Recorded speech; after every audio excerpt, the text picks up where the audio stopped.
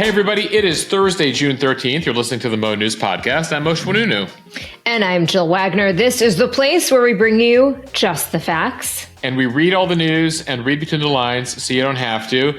Jill, I had the opportunity yesterday to visit The Edge, which is a relatively new attraction by New York standards. It's the highest outdoor area in the Western Hemisphere. It's a balcony 100 stories up that overlooks New York City that they built in the new area of Hudson Yards with an incredible view. It was actually pretty clear. I mean, the clouds were a little ominous, but you got to see the Bronx, Queens, New Jersey, the Statue of Liberty, the entirety of Manhattan.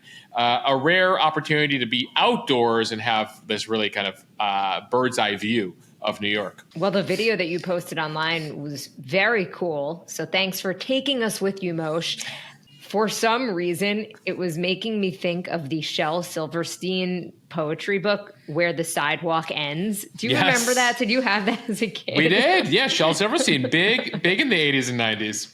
Yes. And I am glad that unlike the illustrations in Where the Sidewalk Ends, the sidewalk doesn't just end and then drop down. I'm glad that it looked like there was kind of like a glass railing around you.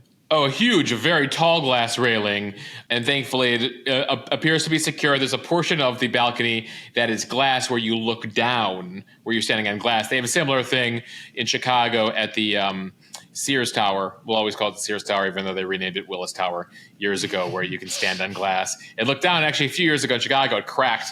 But thankfully, no issues there. But anyway, if you're in New York, I've always told people that I thought the best view was top of the Rock, on top of 30 Rock, because you get to see the Empire State Building from there. I have now replaced that with The Edge. I think The Edge is my new favorite lookout vantage point of New York City. All right, good for locals and tourists alike if you're coming to the city. Now to the headlines. Some new numbers show inflation slowed down a bit in May, including in the dreaded supermarket. We look at which items are costing less, but which are still going up. And what does it all mean for the Fed and interest rates? And what it means for Jill's next run to the grocery store. Switching gears, federal officials arrested 8 foreign nationals in cities across the country after they initially had passed background checks at the border. Officials now say some could have ties to ISIS. The Biden administration wants to ban medical debt from credit reports, the impact it could have for millions of Americans. A new report says the world will be swimming in excess oil by the end of this decade. A major U.S. religious group votes to oppose the use of IVF. And 2 celebrity health updates. Oprah is out of the hospital with a stomach virus and doing much better. And Kevin Jonas is sharing his skin cancer diagnosis. Plus, Moshe is on this day in history. Jill, your clues today: making a peace sign, flicking a cigarette, giving a high five. Moshe, I will anxiously await on this day in history. Starting with some news about the economy, we got some new data yesterday about inflation, which is how fast prices are climbing. The good news, consumer prices rose 3.3% in May compared to a year ago, which is down slightly from April. The rate is now at its lowest level in 3 years. Inflation has slowed significantly from its peak of about 9% 2 summers ago, but it's still higher than the target rate for the price increases. That target's about 2%. So let's look at some specifics here. Gas prices actually went down about 3.6%. Food prices also offered a bright spot in the inflation report, rising just 2.1% year over year. And prices actually fell for staples like rice, white bread, milk, fish, and ham. On the other hand, prices for beef, tomatoes, and candy rose faster than the overall pace of inflation. Also, where things aren't getting much better, housing costs, they're up about 5.4% from a year ago. And some experts say that unless we see home and rental prices come down, then we won't really see the needle move on inflation much. The cost for car insurance, that actually ticked slightly lower, although it's still up more than 20% on an annual basis. The big picture on inflation, prices are up about 20% since the pandemic, but the good news is that wages are also up about 22% since the pandemic. Per Washington Post's Heather Long, wages have outpaced inflation for the past 13 months, which is an encouraging sign that's helping more Americans get ahead. So while we know the prices have gone up, it turns out that for the most part, again, this isn't everybody, this is an overall average taken, that you are making just enough to keep your head above the prices that are going up. Now, for what that means for interest rates. The data came out just before the Federal Reserve was set to announce its latest decision this week on whether to cut interest rates. The decision: keep things unchanged. The Fed still not loving that it's above 3% there. They want it to be 2%. Their expectation right now is that they will cut interest rates at least once before the end of the year. So they're going to ride this out a little bit, because remember, if they start cutting interest rates, that'll give people more money in their pocket. People will spend more. Inflation will go back up as prices will then increase. So they're trying to play this game here, the Fed, where they're hoping inflation comes down enough in order for them to lower interest rates, effectively loosening the effectively opening up the throttle a bit on the U.S. economy. So there is some optimism. Jerome Powell, the head of the Fed, saying the report was better than almost anyone had expected, that they see the report as progress, as building confidence here. Again, they're going to look at cutting interest rates at least once this year. This all matters because the Fed's interest rates, the overall Fed rate, is indirectly tied to mortgage rates, credit card interest rates, car loans, a whole bunch of other interest rates take their cues and are impacted by the overall federal interest rate. And then you mentioned the housing market. That continues to be an issue here. There's just not a lot of homes on the market. People who locked in those low percentage rates years ago, still not looking to sell their homes. Boomers sitting on homes that are larger than they need, but they don't want to downsize and deal with just how expensive smaller homes are, plus those interest rates, still at about 7% on a 30-year mortgage right now. And we still haven't built enough in this country. So housing still a tough situation for a number of people. All right, switching gears to national security. U.S. federal agents arrested 8 men from Tajikistan with potential ties to ISIS out of Central Asia over the weekend in 3 cities in the United States: New York, Philadelphia, and Los Angeles. The suspects had been on the FBI's Joint Terrorism Task Force radar. They were arrested by U.S. Immigration and Customs Enforcement, or ICE, agents. All 8 men crossed into the United States illegally through the southern border. At the time, though, they did get criminal background checks and they came back clean. The FBI's Joint Terrorism Task Force has been aware of a potential terror threat originating in Central Europe and started to monitor these men as part of that investigation. At this point, the men have not been charged with a terror connection or a plot. Also, sources tell media that investigators do not currently believe that the 8 received any sort of training abroad or were purposefully sent to the United States to engage in violence. The story was first reported by the New York Post, which says that part of the FBI investigation featured a wiretap, which revealed that one of the now arrested individuals was talking about bombs. And Moshe, it is an alarming headline, but as you pointed out on Instagram, in this case, it does appear that the system somewhat worked as it should. Yeah, there have been some interviews with ICE. You had Customs and Border Patrol dealing with the border. You had Immigration and Customs Enforcement here. You had the FBI here. Clearly, all of them talking to each other. But at the same time, we've seen this surge at the border. And with the number of people coming across, the concern is who isn't being interviewed, right? And on top of that, the background check was done and nothing came up initially, which is sometimes happens. They look in the databases. There was nothing attached to these guys' names, but then they continued to monitor them. And then, of course, that led to their subsequent arrest as they picked up various signals. By the way, for those of you who don't know, Tajikistan is a country that lies just to the north of Afghanistan, on the Afghan northern border there. And so there's a lot of this ISIS-K group that has been in Afghanistan, making its way across to Tajikistan, which is why federal authorities, when they see people coming from there, tend to give them a closer look. So U.S. officials have been monitoring this group for more than a month here in the U.S. in multiple cities: Philly, L.A., New York. So it appears the goal right now, based on the reporting that we're seeing, is to expel these 8 men under ICE's ability to remove people, as opposed to let them stay in the country further and have the FBI continue to monitor them. There's concerns about ISIS-K in general, a potential repeat of the Boston Marathon bombing, other strikes like that back in March. Remember that major bombing we told you to Moscow Concert Hall, that attack that killed 130 plus people, one of the deadliest terror attacks in Russian history? Well, in that attack, Russian authorities accused 4 Tajik nationals of carrying out that attack. So the concerns continue to lie, the connections that a number of individuals have in that country to ISIS-K. And as we talk about the surge at the border, the record number of people coming across the border illegally, legally, being given the ability to then move about the country as they await an asylum hearing. Some numbers I put together based on tracking data: 365 individuals on the terror watch list have been found over the course of the past 4 years, 80 alone this year. Right. FBI Director Christopher Wray told a Senate Appropriations Subcommittee that there was an increasing concern that ISIS-K, the group that carried out the Russia attack, is potentially coordinating something similar here. If you remember the ability to put surveillance on certain foreign targets, that was the subject of intense debate in Congress earlier this year. It was criticized by civil liberties advocates on the Democratic and GOP side, who were concerned about the U.S. intelligence having sweeping powers. Yeah, there's a continuing debate 20 plus years since the Patriot Act about how much power to give the government. And you are seeing pushback on the right and also some on the left about how much power the Fed should have and concerns about potential abuse of that power.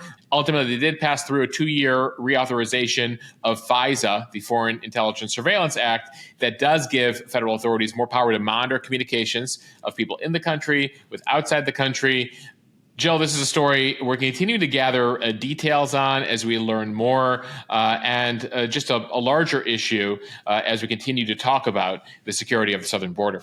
Time for the speed read from the Washington Post, and a sweeping change that could improve millions of Americans' ability to own a home or buy a car. The Biden administration proposed a new rule this week to ban medical debt from credit reports. The proposed rules from the Consumer Financial Protection Bureau arrive less than 5 months before Election Day, potentially part of President Biden's closing argument that he is addressing pocketbook issues. On a call with reporters, Vice President Kamala Harris saying medical debt makes it more difficult for millions of Americans to apply for a car loan, a home loan, or a small business loan, all of which makes it more difficult to just get by, much less get ahead. The rules would ban credit reporting agencies from incorporating medical debt when calculating credit scores. They would also bar lenders from using medical debt to determine loan eligibility. Moshe, I was listening to one interview on ABC News about this, and the point was made that in many cases with medical debt, these are costs that come from an emergency. So just say someone had to go to an emergency room for something completely unexpected. Then a few weeks later, the bills start coming in. So it's not necessarily debt that is taken on consciously. And especially if you're in an emergency room situation, you're likely not asking about the price of specific things. You're trying to stay alive. No, nor are they very good about telling you the price of specific things because of the way the system works. Jill, one impact of this, they don't want to dissuade people from also getting necessary medical care, because people are like, well, I don't want to get that medical care because then I'll be in debt, and then that'll affect my ability to buy a home. And so the administration here has been working on this rule apparently since the fall. It could go into effect as early as next year. And the sense is that medical bills and related medical debt have little predictive power on determining whether you can pay down a loan, because, again, the nature of medical debt versus other types of debt that you might take on. The sense here is that this could impact millions of people, and it comes as we've already seen a number of major credit report companies taking steps to stop using certain medical debt to calculate your creditworthiness. Equifax, TransUnion, Experian, the big three there have been trying to stop using certain amounts of medical debt as part of your credit score. FICO also recently started factoring medical debt less heavily into its scores, and VantageScore does not use it in its newer models as well. At the same time, though, 15 million Americans have about $49 billion in medical debt that is hampering their scores. and it's extensive. It affects 2 in 5 every Americans, about 40% of Americans. And so this is out there. It goes through what's called a public comment period in the government through mid-August. And then they'll begin drawing up a final version. So something you'll certainly hear about ahead of November's election. From the Wall Street Journal, the world could be swimming in excess oil by the end of this decade. Global oil markets are headed toward a major glut this decade, according to a global energy watchdog forecast, citing surging supplies and slowing demand for crude thanks to rising electric car sales, fuel efficiency improvements, and the use of renewables for electricity generation. Citing surging supplies and slowing demand growth for crude thanks to rising electric car sales, fuel efficiency improvements, and the use of renewables for electricity generation, the International Energy Agency, whose members include the world's biggest oil consumers, predicted in its closely watched market report that so-called spare capacity, the amount of pumping capacity left unused because of adequate supply, could surge in coming years to levels only seen during the pandemic. So this is the projection right now. And again, this is a few years out, but they see oil demand continuing to grow through 2029 over the course of the next 5 years or so, reaching about 105 million barrels a day needed in 2030. And then we start to go down. At the same time, though, production capacity is set to increase to just over that, 114 million barrels a day. We're becoming more efficient, refining, finding more areas for oil. So there is not even a shortage of oil. There is soon going to be too much oil as we transition the economy here.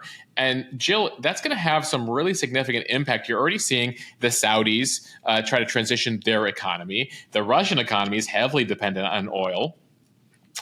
And as we've told you multiple times here on this podcast, the number one producer in the world of oil is here in the United States of America. By the way, we're also the number one consumer of oil. We consume more than we produce. So this is going to have huge economic ramifications for a number of major companies that have been making record profits in recent years. One of the reasons why you see them push back so hard on clean energy. But it's turned out that clean energy is actually not only better for the environment in some cases, but also cheaper.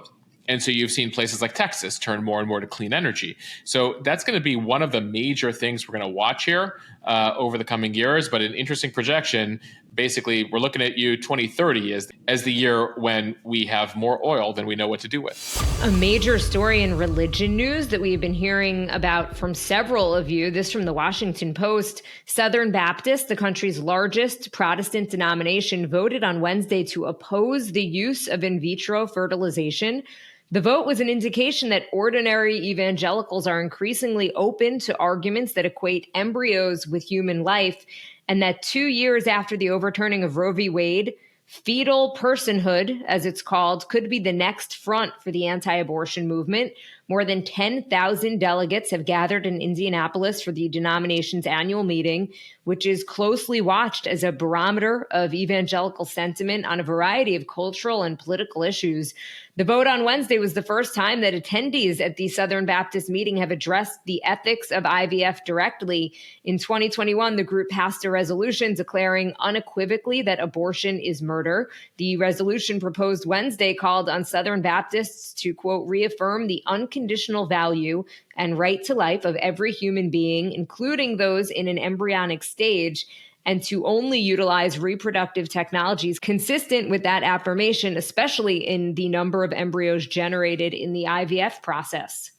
Jill, there's been a lot of tumult within the Southern Baptist Convention in recent years, a number of churches leaving the convention. Still, it represents about 13 million evangelicals.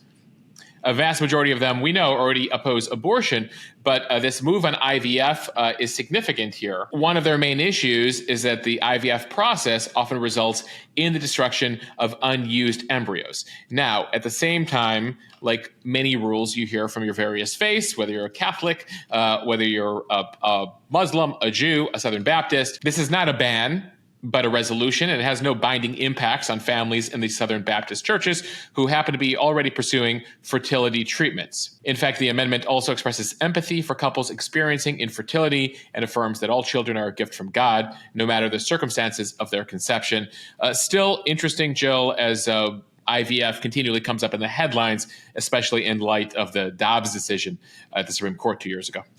Okay, now to two celebrity health stories from People. The first about Oprah Winfrey, who had been hospitalized with a stomach virus and dehydration. She is home and says she is doing much better now. She says she's not 100%, but she's on her way to 100%.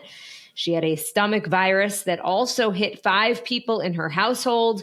And Oprah taking the opportunity to remind everybody, wash your hands. The virus, she says, can spread on door handles and surfaces. Jill, some people message me like, Mosh, is this news? I'm like, first of all, yes. And we will determine what the news is here at Mo.news. And it's Oprah. It's Oprah. Oprah's in the hospital. And 2, it's a good reminder for all of you to wash your hands because stomach viruses totally suck. In fact, we learned a little too much from our friend Gayle King. Gayle, I had the good fortune of working very closely with at CBS. She's the one who broke the news on the show because Oprah was set to be on CBS Mornings to talk about her new book recommendation.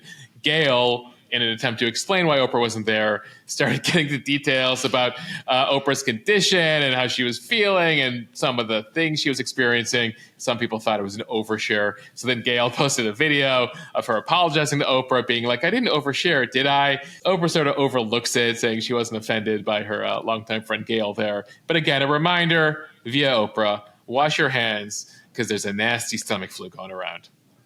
So you don't want to say what Gayle King said? She said there's stuff coming out of both sides. I wrote it for you. I was hoping you were going to say it. I'm just like, she got into details, folks. Just Google it. Use your imagination. Yeah. We sadly have all, most of us have experienced a really bad stomach flu. Oprah had one of those. Okay, now to Kevin Jonas, who is using social media to reveal that he had surgery to remove skin cancer. He posted a video on Instagram showing himself lifting the gauze that covered his fresh scar, but he did make sure to block out the graphic image with an emoji. And then after the surgery, a quick reminder for his fans to get checked. All right, I'm all done. Now it's time to heal. Heading home.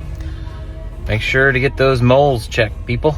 The Skin Cancer Foundation thanked Kevin for raising awareness about skin cancer, commenting, sorry to hear about your BCC, Kevin. But thank you for raising awareness. Early detection is key. Right now, the Jonas Brothers are on a break from touring. They're slated to be back on August. Jill, we will note for the record here at Mo.news that we have 2 of the 3 Jonas Brothers are followers here of Mo.news, Nick and Joe. Kevin, it turns out, still, I just checked, doesn't follow us on Instagram. This is a message to Kevin. We're glad you're doing well, and we hope you will join your brothers Joe and Nick in following us here at Mo.news. Kevin, please. Kevin, I always tell people, they're like, you, the Jonas Brothers follow you. I go, technically 2 of the 3. I mean, of course, there's also Frankie, so there's a 4th, but we got Joe and Nick, and we're waiting for Kevin to get on the Mo.news team. All right, now time for On This Day in History, June 13th. Well, we hope it's the day Kevin Jonas joins us here in Mo.news, but let's go back in history. On this day in 1866, the U.S. House passed the 14th Amendment. The 14th Amendment guaranteeing citizenship and equal civil and legal rights to anyone born in the U.S., including African Americans. On this day in 1942, a 4-man Nazi sabotage team arrived on Long Island, Jill, in your hood. 3 days before, a second Nazi sabotage team had arrived in Florida. All 8 of them were arrested after 2 of the members apparently defected, but it did lead President Roosevelt to create what he called the Office of Strategic Services, which would become the CIA. All right, on this day in 1966, you have a right to remain silent. The Miranda rights were established. And on this day in 1971, the New York Times began publishing what were called the Pentagon Papers, a series of articles based on a secret government study about the U.S. role in Vietnam. They effectively indicated and revealed to the public that the government deceived Congress and the public regarding the war, adding to what was already a massive opposition to the Vietnam War. All right, Jill, remember our clue about flicking a cigarette, putting up a peace sign? Tell me everything. On this day, 29 years ago, Alanis Morissette released her album, Jagged Little Pill, including You Ought to Know and One Hand in My Pocket. And if you recall the lyrics from One Hand in My Pocket, I always have one hand in my pocket, but the other hand is giving a peace sign. The other hand is flicking a cigarette. Okay, I'm not going to kick myself for not knowing it because it does feel a little obscure. Like, I know exactly the reference you're referring to. And the other one is given a high five. Would it be better if I had been like, I'm broke, but I'm happy. Yeah. I'm poor, but I'm kind. I'm short, but I'm healthy. Okay, right. Baby. Yeah, I know. That would have been way too easy. I appreciated the challenge. I'm not mad at myself for not getting it, but I'm willing to stick with this level going forward. Jill, sticking with Jagged Little Pill, one of the other hit songs is You Ought to Know. In 90s trivia, do you remember who You Ought to Know was written about? It was a breakup Alanis had with an ex-boyfriend from Canada. I most certainly do. I don't know his actual name, but Joey from Full House. Joey from Full House, a.k.a. Dave Coulier. Yes, Dave Coulier. You ought to know. So they dated, and that inspired, their breakup inspired You Ought to Know. Cut it out. You took the words right out of my mouth because it was so shocking. The reason I remember that is because she was so edgy. That was her persona. Right. And he was so not edgy and kind of corny, like the opposite. Not kind of corny, like literally corny. The epitome of corny, like the defined corny. Yes. So they just seemed like an odd couple, but I guess that was because I was also a kid and it didn't occur to me that he was just acting and playing a part. and so nonetheless, I remember hearing that and it has stuck with me these years later. Right. It's sort of like Bob Saget also played on like Full House, like the, Friendly Father. And then if you saw stand-up humor, it was so raunchy.